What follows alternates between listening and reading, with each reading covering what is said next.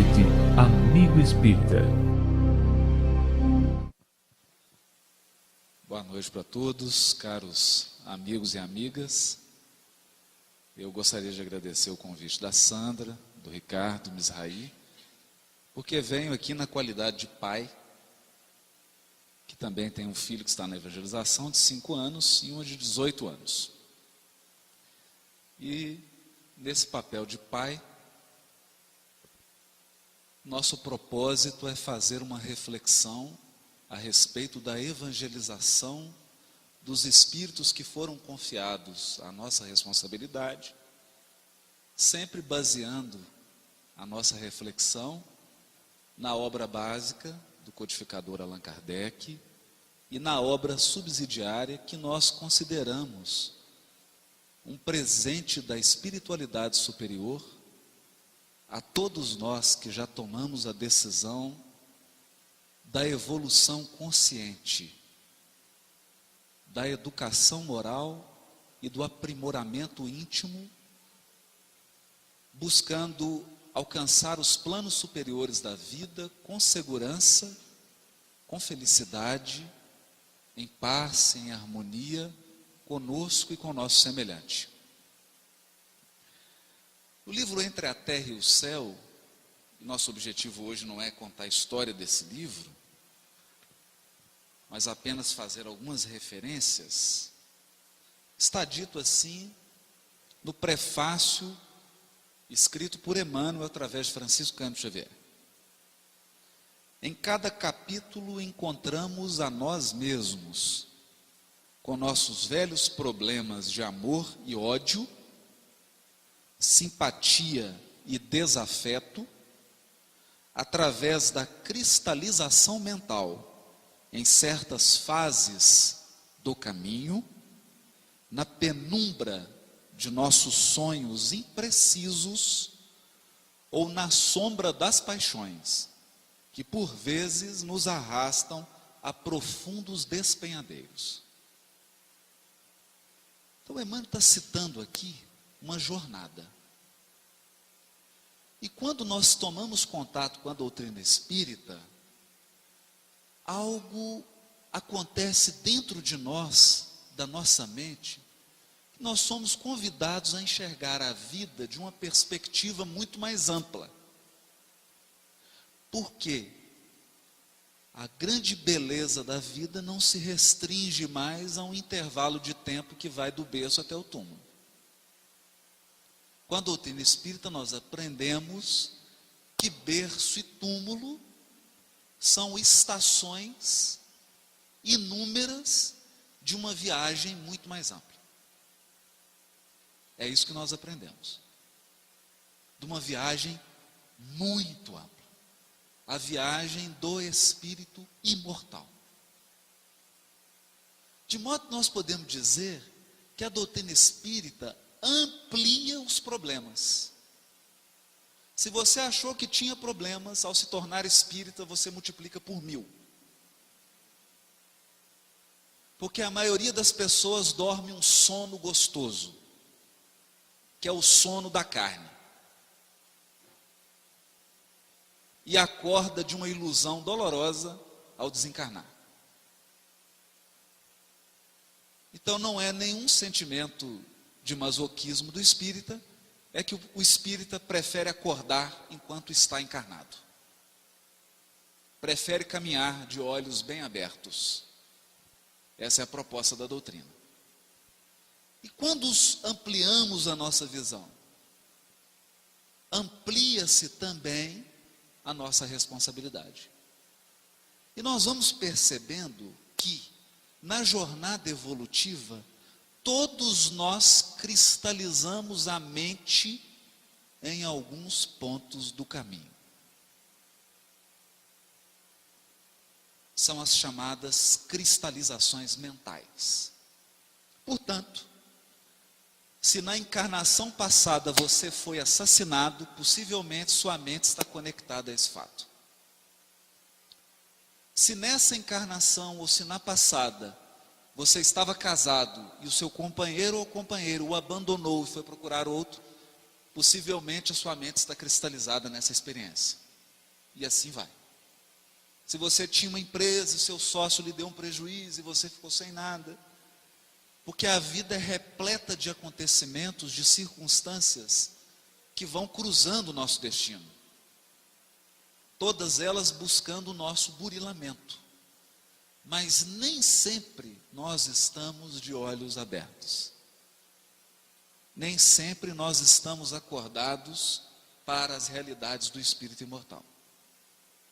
Por essa razão, é natural que a mente cristalize-se em alguns pontos. Por isso, a proposta da evangelização é muito mais ampla do que a proposta da intelectualização ou da formação cultural. Não obstante, nós sejamos dos primeiros a reconhecer a importância da educação, da formação cultural, porque entendemos que o conhecimento intelectual sensibiliza a criatura, torna ela alguém civilizado, sensível, culturalmente aberto, uma pessoa arejada, mas isso não é suficiente. Não é suficiente. Ninguém suicida porque não conhece a arte moderna. Ninguém toma antidepressivo porque não consegue resolver uma equação de integral ou de derivada. As pessoas adoecem, entram em depressão, chegando ao extremo do suicídio, por problemas relacionados ao sentimento. Por isso diz o benfeitor Emmanuel, os nossos velhos problemas. Velhos problemas. Problemas de amor, problema de ódio. Problemas de simpatia e de desafeto. São os problemas. O que nos angustiam, o que nos martirizam. E aqui surge a pergunta, e essa pergunta, como um letreiro luminoso, toda hora ela pisca nesse livro. Como pai, como mãe, naturalmente você alimenta o seu filho. Nós sabemos disso. Precisa nutrir a criança. Ninguém aqui se esquece porque nós estamos lidando com pais responsáveis, não com pais criminosos. Ninguém aqui se esquece de vestir os filhos. E muitos vestem com um bom gosto extremo. Ninguém aqui se esquece de matricular sua criança numa escola. Há mães que gastam semanas pesquisando a escola, conversando com a professora, sabendo qual que é o método pedagógico, se inteirando das atividades. Por quê? Porque todos querem um filho saudável, educado, preparado para um mercado profissional, um filho que tenha condições de resolver-se, de alcançar a sua independência econômica, a sua independência financeira. Mas por que os pais não esperam que com 18 anos o seu filho vai ser um usuário de crack? Por que os pais não esperam que com 25 anos seu filho vai ter uma eclosão, um surto psicótico? Ou que a sua filha, depois de ser abandonada pelo marido, vai suicidar-se? Por que a nossa sociedade não se preocupa com a educação do sentimento? Com a formação moral? Por que essas questões são sequer mencionadas nos programas educativos? Essa é uma reflexão que a reunião de pais da evangelização da infância nos convida a fazer. Nos convida a fazer. Não mais de uma perspectiva religiosa tradicional. Porque antes nós sentávamos nos bancos da igreja para saber o que deveríamos vestir e o que não deveríamos vestir. Se a saia deve ser para baixo do joelho, ou se deve ser quantos palmos para cima.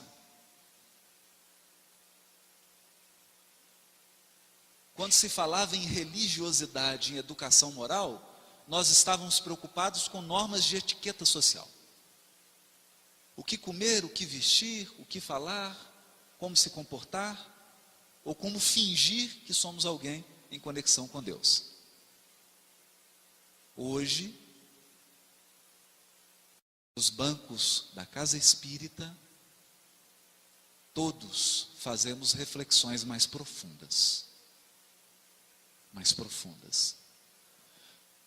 A nossa reflexão passa por como ensinar o seu filho a ser prejudicado por alguém, mas não afogar-se na mágoa. Como ensinar o seu filho a sofrer uma grande frustração decorrente de uma expiação e manter-se sereno e confiante em Deus. Como ensinar seu filho a controlar os seus próprios desejos, para que esses desejos não sejam causa do comprometimento da sua encarnação. São questões graves, são questões muito sérias, porque aqui nós estamos tratando do espírito imortal. Então esse é o nosso foco. Já que esse é o nosso foco, nós vamos entrar, que até agora foi só a introdução, nós vamos entrar na reflexão. O livro já começa assim, capítulo 1, em torno da prece. E é curioso isso, porque nós acreditávamos que prece era ter um objeto na mão e ler alguma, né? Ler uma sequência de frases. E o livro começa com o ministro Clarencio dizendo o seguinte: todo desejo é manancial de poder. Está no capítulo 1 do livro Entre a Terra e o Céu. Quando eu li isso aqui, eu me perguntei, será que eu ensino isso para o meu filho de 5 anos? Será que eu fui capaz de ensinar isso para minha filha de 18? Todo desejo é manancial de poder. O desejo é uma força poderosíssima. Tudo que você deseja virá ao seu encontro. Eu não estou dizendo que é agora, porque nós estamos falando de espíritos imortais. Tudo que você deseja virá ao seu encontro. Mas engana-se profundamente quem acha que o ser humano só deseja coisas boas.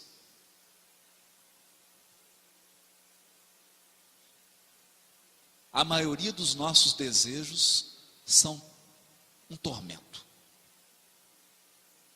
Um tormento. E o mais difícil para a espiritualidade superior, nós veremos isso nesse livro.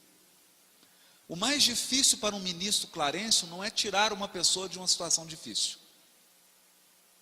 O mais difícil é fazer com que essa pessoa pare de desejar essa situação difícil. Não é tirar alguém da depressão. É ajudar essa pessoa a não se sentir bem deprimida. Porque a depressão passa a ser um vício. Passa a alimentar a alma. Como tem criaturas viciadas na tristeza, como tem outras viciadas na maledicência, como tem outras viciadas na maldade, como tem outras que não conseguem viver sem causar prejuízo financeiro nos outros, e assim por diante. O desejo é manancial de poder. E ele diz assim: a planta que se eleva para o alto, convertendo a própria energia em fruto que alimenta a vida, é um ser que ansiou por multiplicar-se.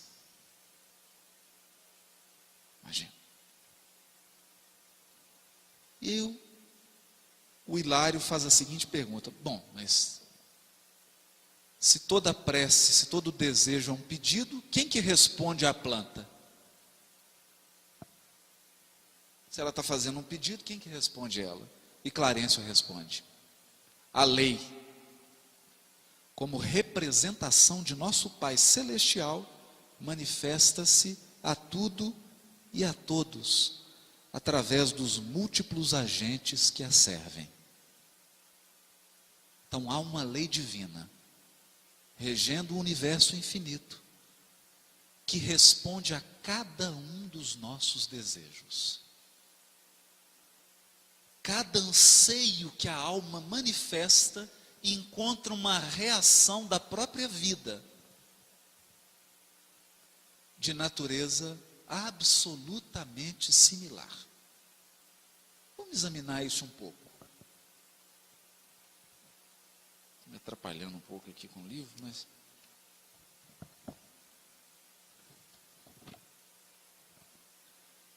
Clarencio prossegue.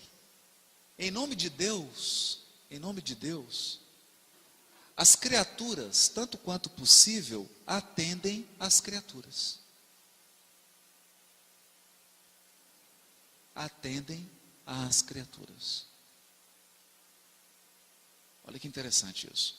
Assim como possuímos em eletricidade os transformadores de energia para o adequado aproveitamento da força, temos igualmente em todos os domínios do universo os transformadores da bênção, do socorro, do esclarecimento. As correntes centrais da vida partem do Todo-Poderoso e descem em fluxo, transubstanciadas de maneira infinita. Da luz suprema à treva total e vice-versa, temos o fluxo e o refluxo do sopro do Criador, através de seres incontáveis, escalonados em todos os tons do instinto da inteligência, da razão, da humanidade e da angelitude. Então, vamos esmiuçar isso aqui um pouco. A primeira coisa que eu aprendi com esse texto é que nessa jornada você pode estar no instinto, ainda numa faixa animal, e não nos enganemos, há muitas pessoas andando na savassi de terno e gravata, cuja sintonia mental é a mesma de uma fera no zoológico. Está ainda no estágio do instinto absoluto. Temos outras que estão na fase da inteligência.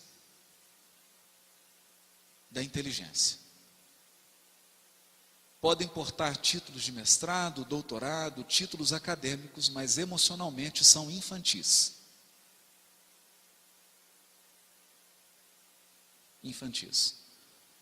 Se fizéssemos uma avaliação, ele entraria no primeiro período da evangelização da infância do Manuel Felipe Santiago. Temos outros que já estão na idade da razão, que segundo o benfeitor Clarencio aqui, ao que ele dá a entender, é um passo à frente da inteligência.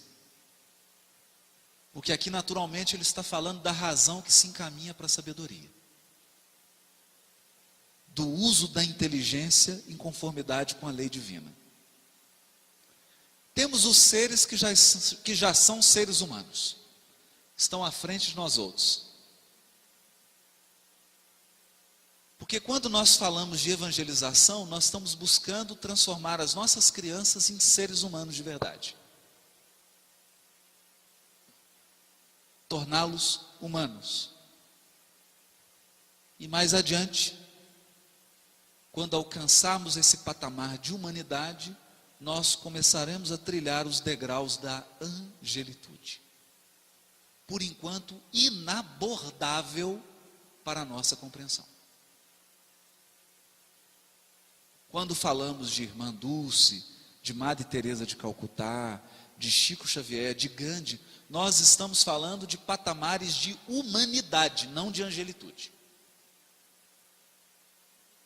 Humanidade. E aí diz Clarencio assim: cada prece, tanto quanto cada emissão de força, se caracteriza por determinado potencial de frequência, e todos estamos cercados por inteligências capazes de sintonizar com o nosso apelo à maneira de estações receptoras.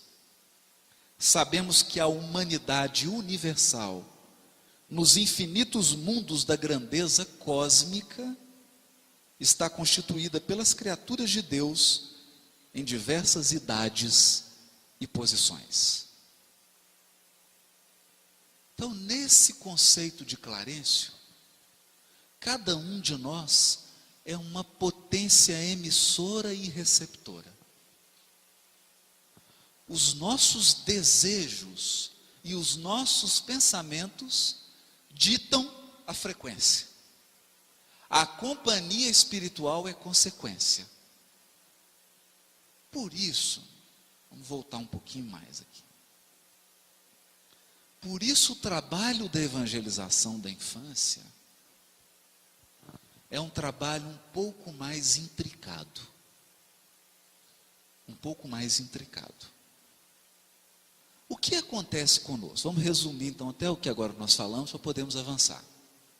Deus, na sua sabedoria infinita, manda espíritos bastante experimentados, porque nós somos espíritos milenares, com experiências múltiplas, algumas felizes e outras muito infelizes, mas quando Deus envia esses seres numa nova jornada, coloca em corpinhos que são realmente muito bonitinhos.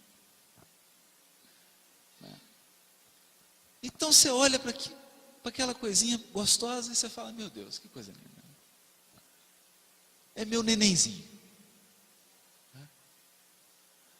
É o filhinho que você está trazendo para a evangelização. E se é uma menina, então as mães enfeitam, põem um vestidinho e lacinho. Aí os meninos põem um tênis. Você fala: é lindo demais. Oh meu Deus, e os pais ficam babando, né? E os filhos indo para a evangelização.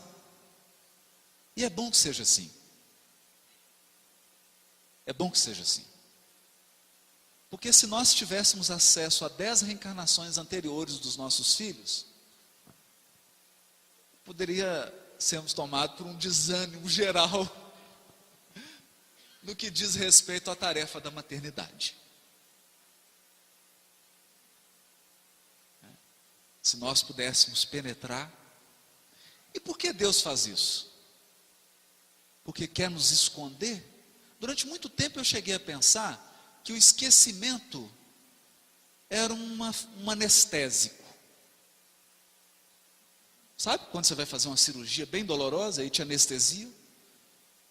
Então eu imaginava que fosse isso. Você reencarna e é anestesiado para que não doa muito. Mas não é isso. Não é isso. O esquecimento é o maior convite de Deus à renovação. E ninguém renova se não parar de olhar para trás.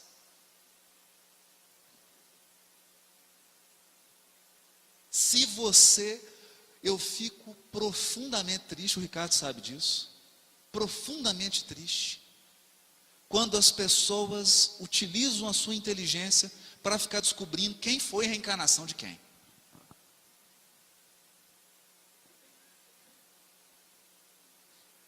Porque isso é reavivar a cristalização. A pessoa mais importante que você foi é o que você é agora.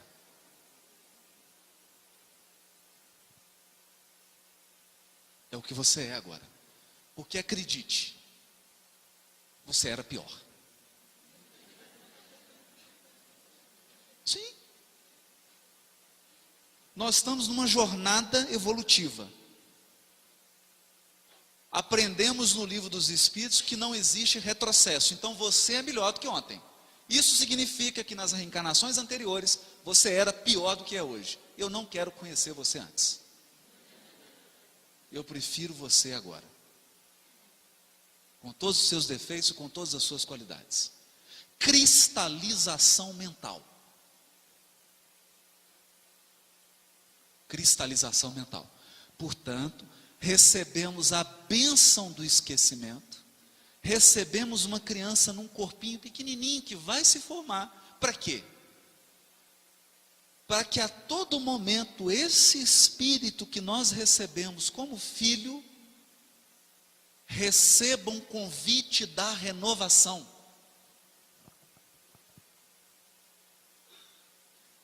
A infância é o mais belo canto nos convidando à renovação. Você renova o corpo, você renova muita coisa.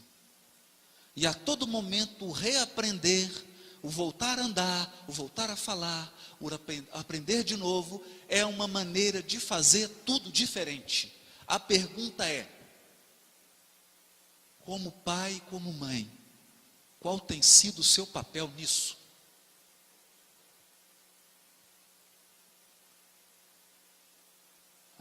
Porque nós estamos falando de evangelização de almas. De almas. De espíritos imortais. Nós somos agentes da renovação dos nossos filhos? Ou agentes da cristalização?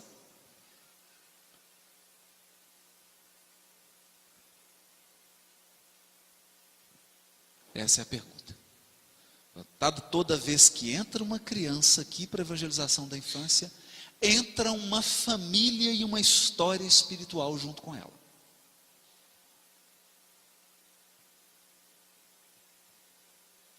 Não é? Então, eu estou falando assim mais duro, o Ricardo deixou. Porque era reunião de pais. Ele falou, não, é reunião para pais, então você pode falar mais duro.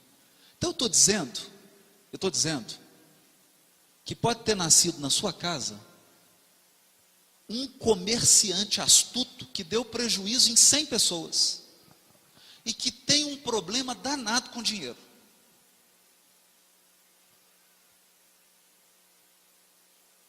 Pode estar na sua casa alguém que já suicidou 10 vezes e que é um espírito muito propenso à depressão e ao suicídio. Pode estar no bercinho da sua casa uma criança encantadora que traz desvios na área da sexualidade de 2, 3 mil anos e que nessa encarnação vai encontrar com 150, 200 companheiros das encarnações passadas. O que vai ser? Alguns eles já começam a encontrar na evangelização. Eles entram na salinha, um olha para o outro e o olhinho brilha, né? Assustar? Não. Renovar. Eu me recordo na época ano passado, na campanha do Congresso Espírita Brasileiro, em homenagem ao Chico Xavier, e colocaram uma frase que foi uma frase muito bonita, né? Uma frase que o Chico disse em uma entrevista. Ele disse assim: tudo que eu aprendi com a doutrina espírita, que nós precisamos nos renovar sempre. Renovar sempre. Para melhor, claro. Para melhor. Porque se não for para melhor, para que alterar? Alterar para piorar? Não, para melhorar. É essa responsabilidade. E isso não passa, esse processo de renovação não acontece se os evangelizadores e se nós pais não tivermos a habilidade de lidar com essas tendências do coração.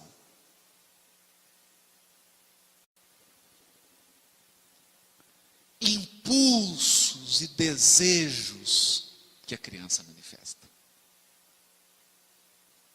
Pendores, características que são dela.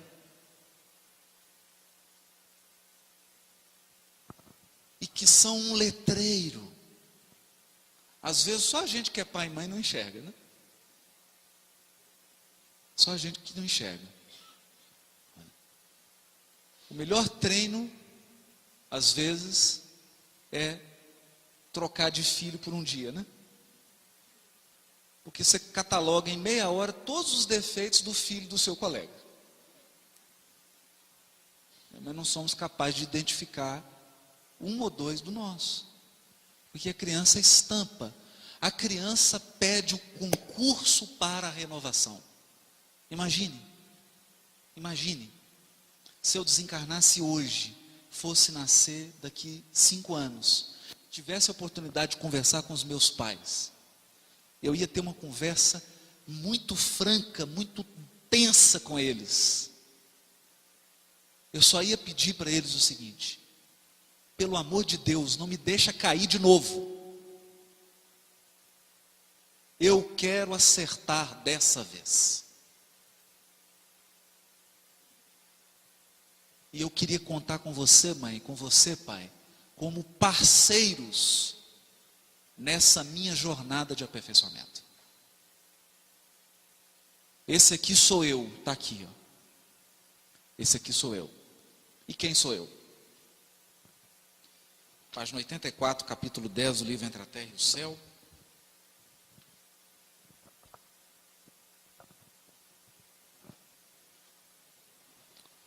Hilário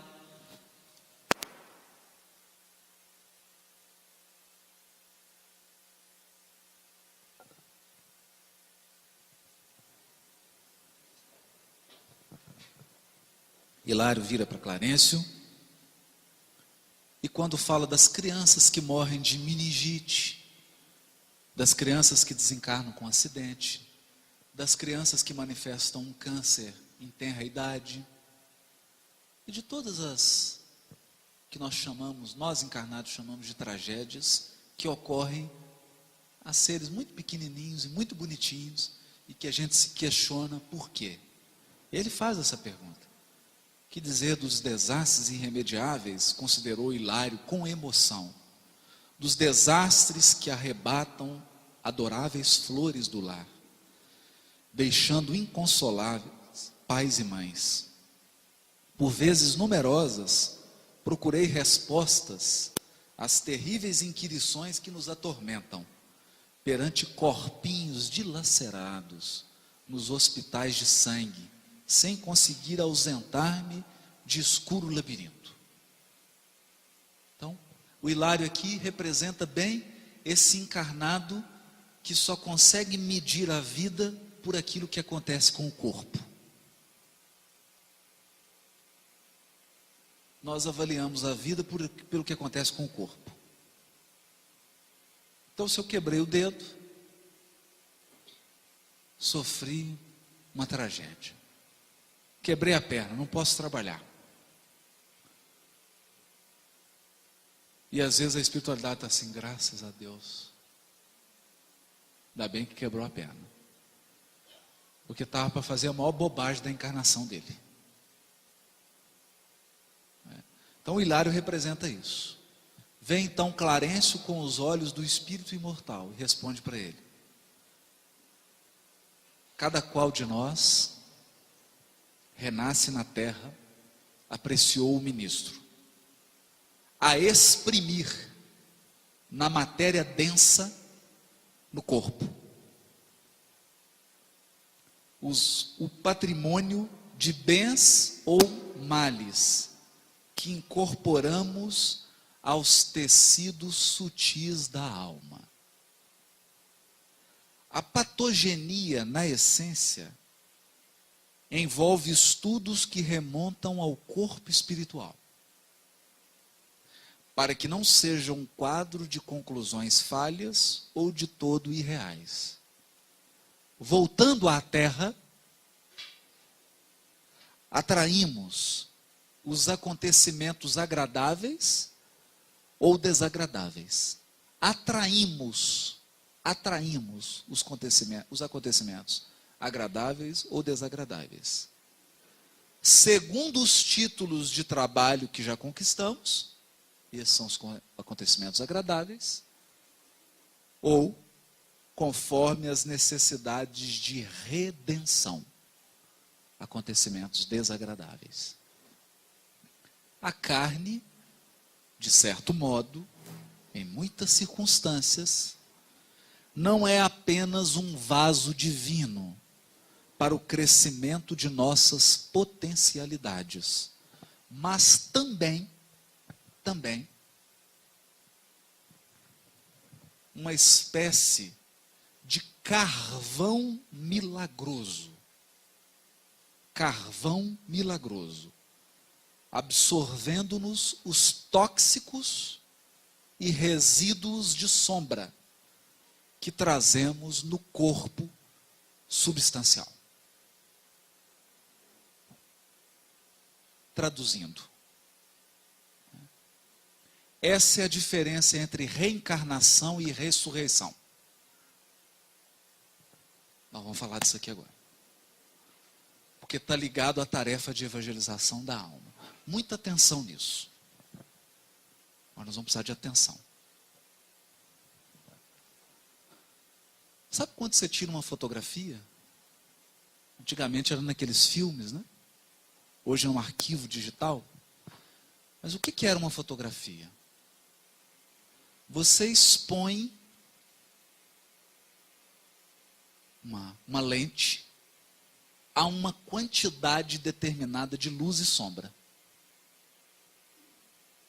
Essa máquina registra essa percentagem, esse percentual de luz e sombra, seja num filme físico ou em forma digital. Você tirou uma foto.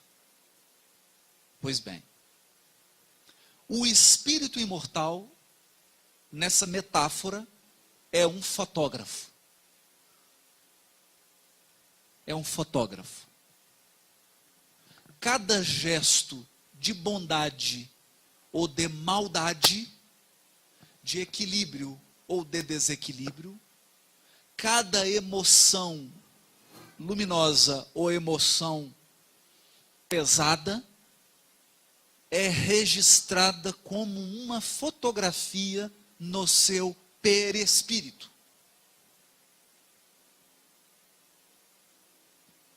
Está no seu perispírito. Está lá registrado. Aquilo é um imã. Um imã. Aquilo é um imã. Durante muitos séculos nós fomos educados religiosamente a imaginar que Deus está com uma beca preta num tribunal julgando seus filhos. Não. Esqueçam a beca, esqueçam o tribunal. A única coisa que Deus faz nesse universo é salvar seus filhos deles mesmos. Porque cada fotografia que você tira é uma força que você incorporou. Então, se eu tomo de um punhal aqui agora e mato o Mateus, sem nenhum trocadilho, eu tirei uma fotografia tenebrosa que ficará incorporada ao meu perispírito.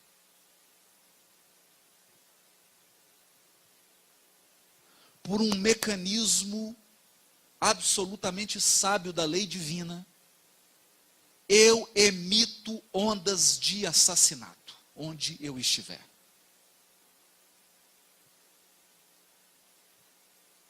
Eu respiro o homicídio.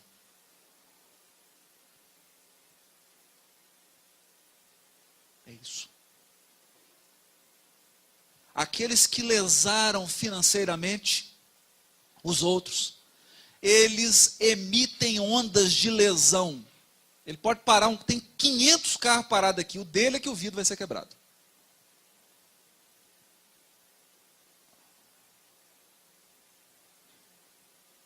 É assim.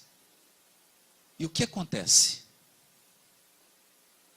O aperfeiçoamento espiritual chama-se, no Evangelho e nos livros da obra subsidiária que usam as figuras do Evangelho, de redenção espiritual.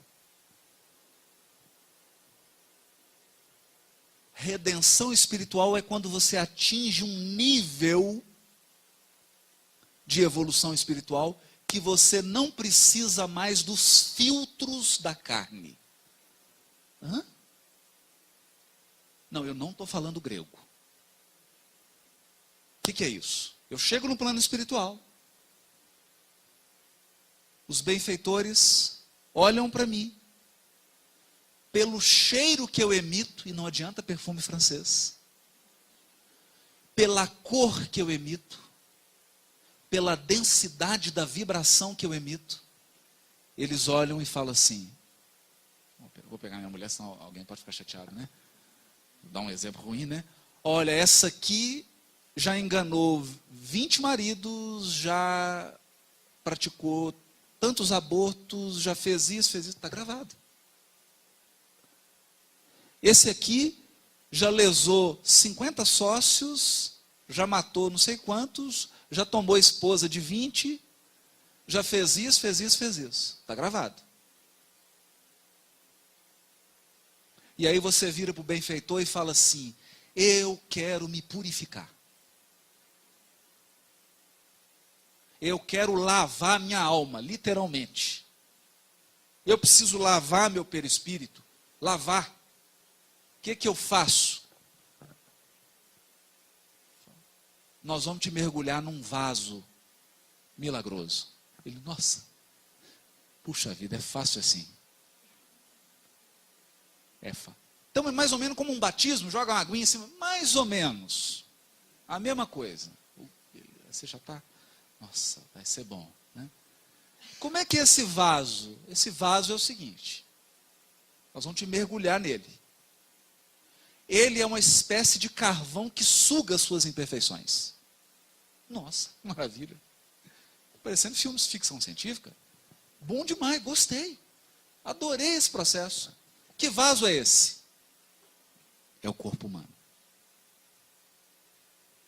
Ninguém pode ver o reino dos céus se não nascer da água.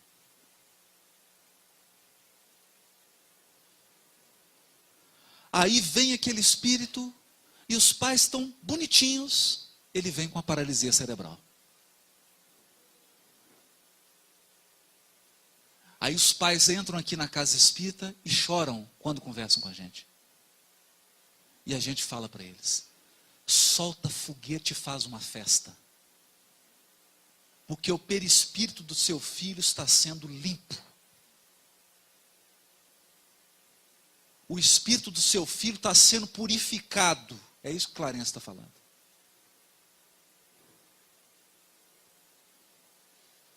Purificado.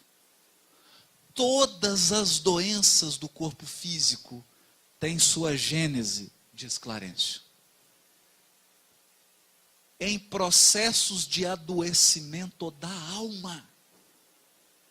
É um perispírito deformado que está tendo a oportunidade de tirar a deformação, passando isso para a carne.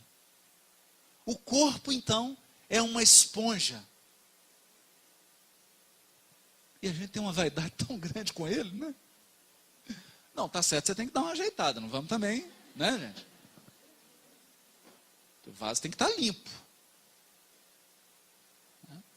É isso. Aí você se pergunta, por que aquela pessoa tinha 5 pessoas no carro, e caiu, o carro capotou 20 vezes, só ele desencarnou? Por quê? Porque só ele tinha o imã nele.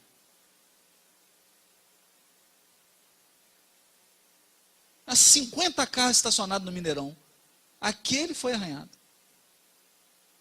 Coincidência? Será que o criminoso, quando decide fazer a maldade, consegue fazer com qualquer um? Será?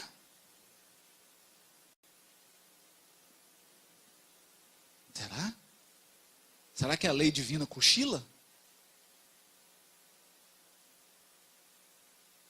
Ou há um processo de absoluta sintonia?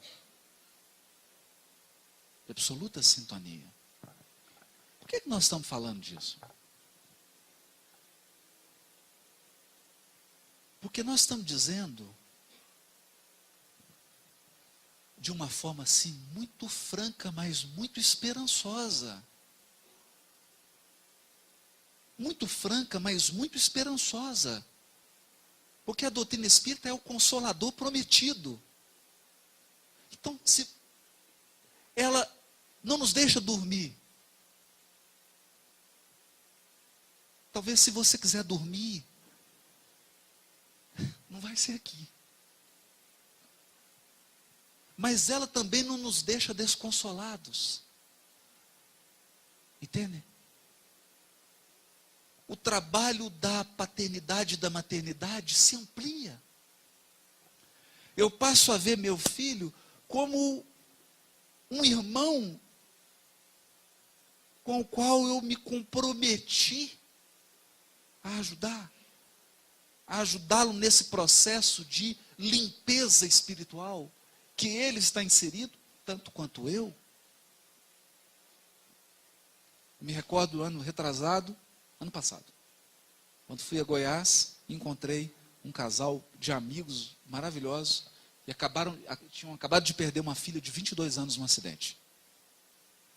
Uma moça que ajudava na Federação Espírita de Goiás, que trabalhava, eu a conheci, almocei com ela no encontro, uma moça linda.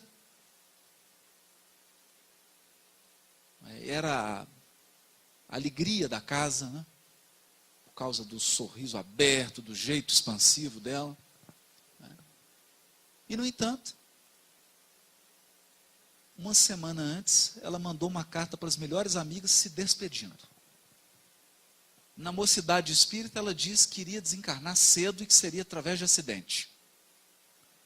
E ela desencarnou no dia do aniversário do pai e deixou um bilhete para o pai e para a mãe, dizendo adeus para eles. E agradecendo por tudo que eles fizeram.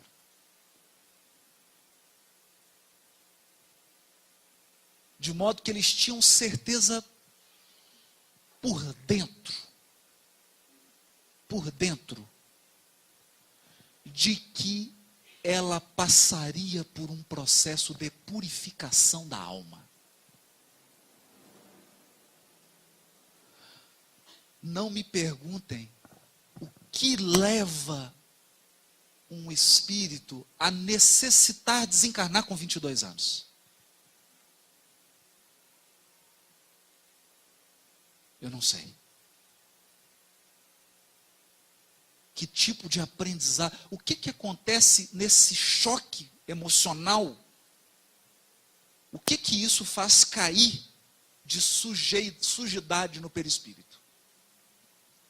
O que isso purifica a alma, eu não sei. Eu só sei que purifica. É o que eu aprendi.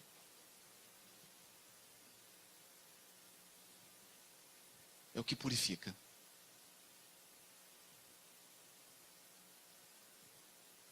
Então, nessa visão consoladora, e eles falavam, nós conversamos, estava eu e Cláudio conversando com eles, eles falavam assim, dói para sempre. Perder um filho dói para sempre. Quando que acaba a dor? Quando a gente reencontra. E eu passei a pensar nisso. Eu comecei a fazer uma reflexão comigo mesmo e perceber que eu não estava compreendendo a doutrina espírita. Sabe por quê? Porque eu estava olhando a doutrina espírita como alguém que está no berço olhando para o túmulo. Então eu estava olhando assim. Eu nasci, estou aqui, mas a morte, né? Puxa vida, a morte, a doença, isso. Eu estou olhando daqui. Talvez a perspectiva mais interessante seja essa.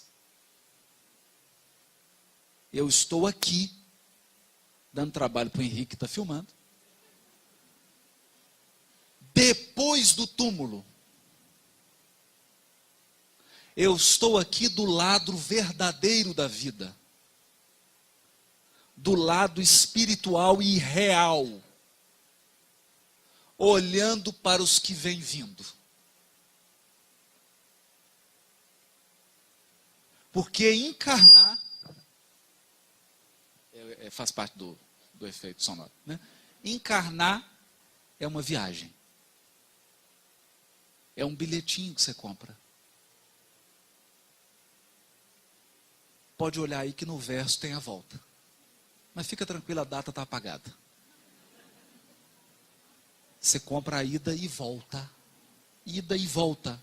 Então a perspectiva de quem olha aqui, se eu olhei aqui, daqui, eu penso assim, os meus amigos de Goiás vieram antes,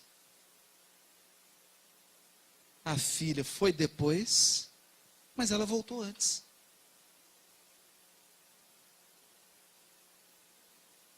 E eles vão voltar. A questão não é voltar antes ou depois, todo mundo vai voltar. Pode contar isso? Pode dar essa notícia aqui? Todo mundo aqui vai desencarnar. Então todos aqui vão voltar. A questão se é antes ou depois é um detalhe de anos.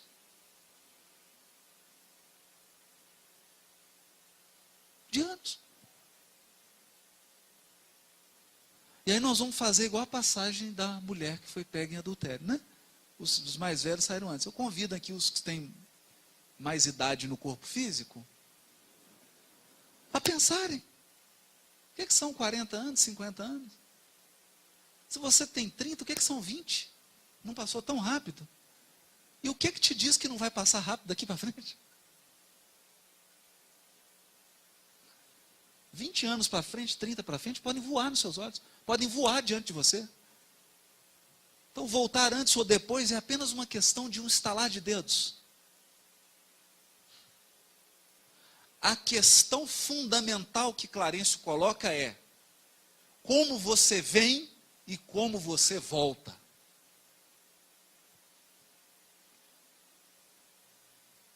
Você vai voltar. Querendo ou não querendo. Gostando ou não gostando. Como vai voltar? Como que o filho que foi entregue para nós vai voltar?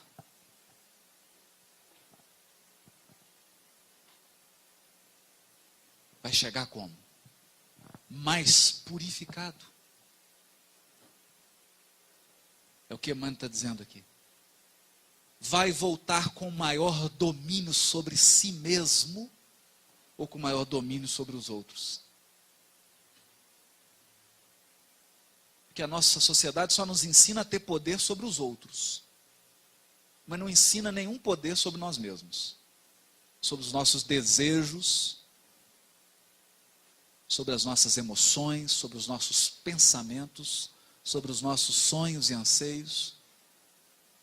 Domínio sobre si mesmo. Educação moral. Evangelização do coração. Passar a sentir, passar a ter sentimentos cristãos verdadeiros. Essa é a tarefa grandiosa da evangelização da infância. E essa é a tarefa infinita da maternidade e da paternidade. Reestruturação, formação de espíritos, para as realidades eternas, não para as realidades efêmeras. Com isso, quando nós enxergamos esses valores, o que acontece? Nós vamos desvalorizar os recursos da terra, mas que isso seria ingratidão. Desvalorizar o corpo físico, desvalorizar os recursos materiais, desvalorizar as oportunidades de trabalho e tudo que existe no mundo material é ingratidão. Porque todos os recursos estão aqui para favorecerem o nosso aprimoramento. E acreditem, por mais que pareçam enormes, os recursos que existem na Terra são um grãozinho de areia diante das riquezas do universo infinito.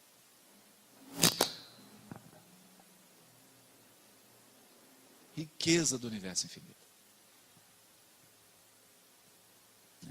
Então aqui na Terra você briga para ter um apartamento com vista para o Central Park, né?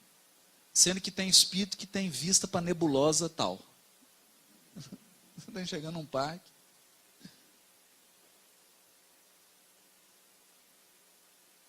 É uma riqueza imensa. Mas riqueza que vai se tornando acessível somente para aqueles que educaram os próprios desejos.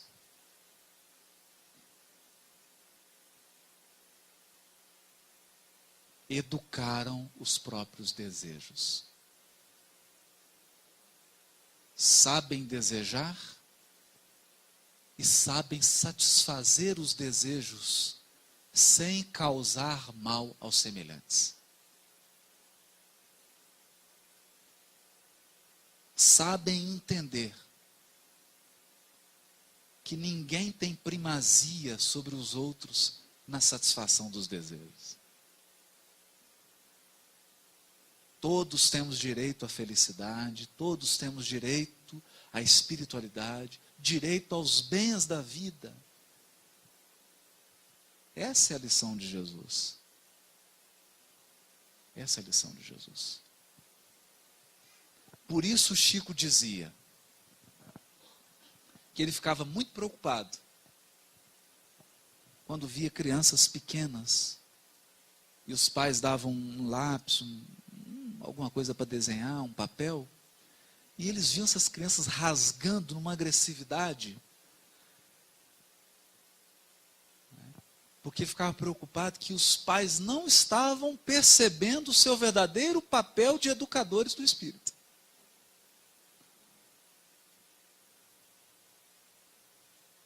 Não estavam proporcionando a bênção do Evangelho, que é um processo de educação das emoções.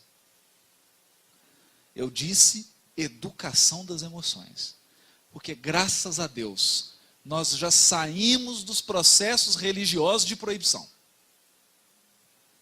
Não pode fazer isso, não pode fazer aquilo, não pode fazer assim, não pode vestir isso, não pode isso.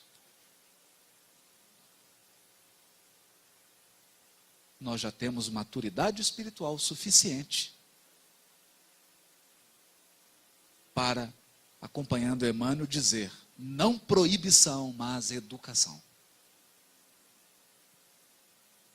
Educar. Educar. Sem o Evangelho, eu não vejo como. Eu não vejo como. Eu já vi pessoas envernizadas. É diferente.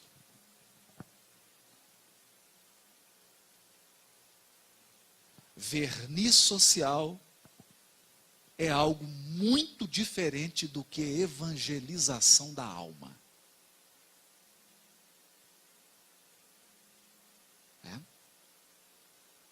Porque a evolução do espírito não é medida pela etiqueta que você tem. Conquanto isso seja importante. Civilização, educação, etiqueta, isso é muito importante. Muito importante. Esse país seria outro se tivesse um pouquinho mais. Mas não é suficiente. Não é suficiente. Porque você pode ser uma pessoa que está, do ponto de vista das etiquetas, das normas de civilidade, nota 10. Mas os sentimentos que você está emitindo podem ser tenebrosos.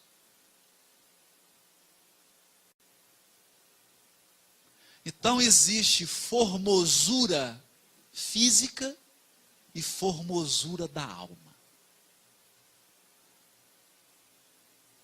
E uma alma formosa é algo encantador. Encantador. Alguém que seja fraterno. Uma pessoa que tem empatia que tem simplicidade,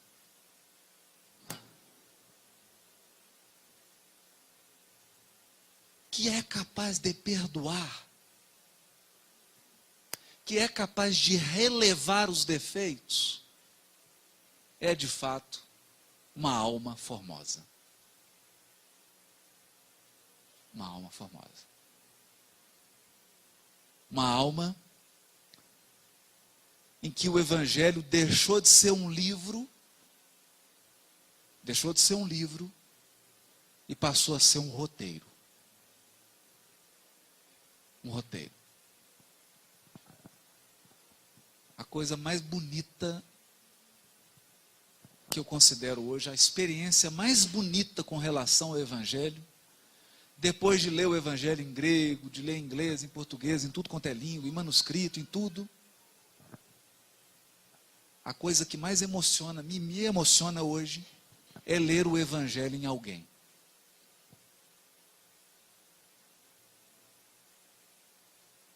Quando você encontra alguém e a presença daquela pessoa é como se estivesse lendo uma página do Evangelho. É como não? É ler uma página do Evangelho.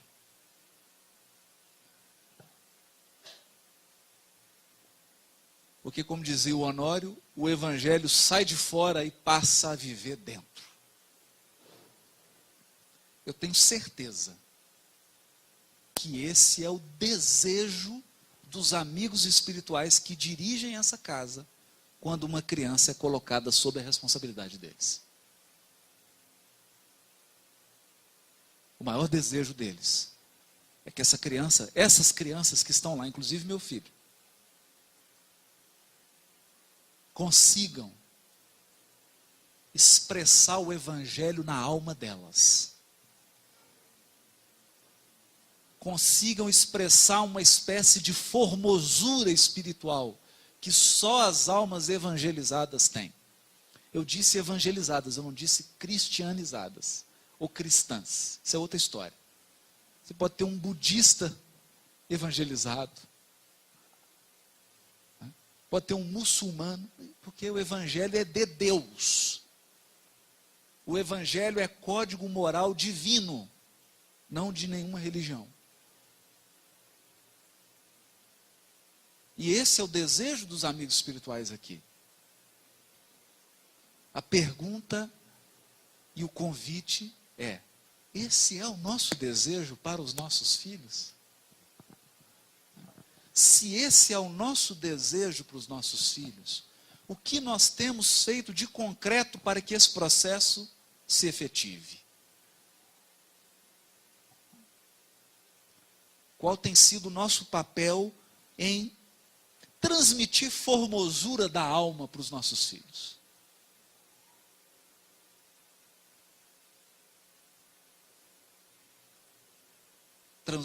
Transmitir formosura da alma. Não dizer para ele: olha, isso é certo, isso é errado. Não. Meu filho, uma pessoa de bem, evangelizada, não faria isso.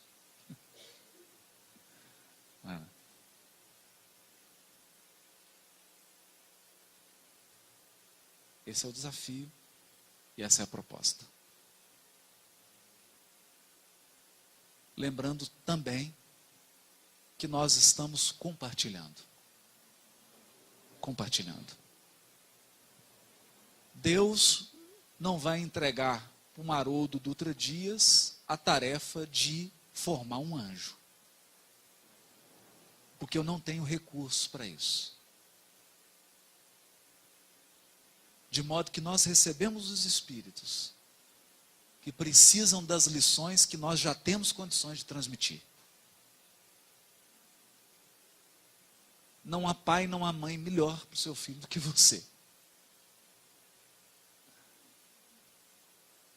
Porque esse processo de compartilhar valores do Evangelho não é uma palestra.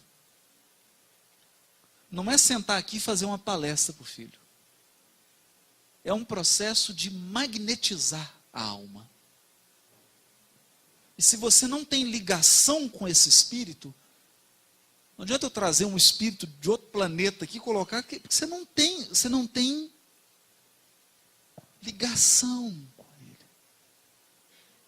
Por isso que nós recebemos almas ligadas a nós. Porque sobre elas nós temos influência, nós temos acesso. Você tem aquela pulseirinha que te dá acesso. Porque isso foi construído através dos séculos. E aí nós terminamos com a lição de Clarencio. Somos transformadores da divindade.